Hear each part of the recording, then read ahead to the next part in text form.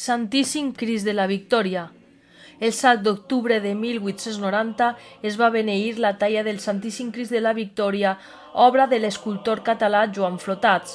La imatge desapareguda durant la Guerra Civil va ser reposada en 1941 per el fill de Flotats, el també escultor Carlos Flotats, basant-se en els esbossos i models que es conservava del Crist.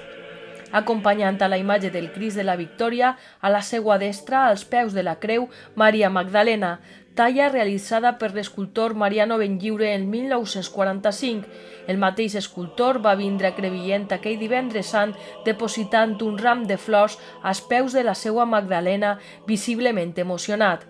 El grup escultòric participa en la provessó del trasllat a l'Església de la Santíssima Trinitat en la matinada del dimecres al dijous sant, acompanyada pel cor de veus greus que interpreta Christus Factus Est de José Ruiz Gach, i en la processó de la mort de Crist, on el cor rabín s'interpreta O Bone Iesu de Palestrina i Popule Meus de Tomàs Lluís de Victòria.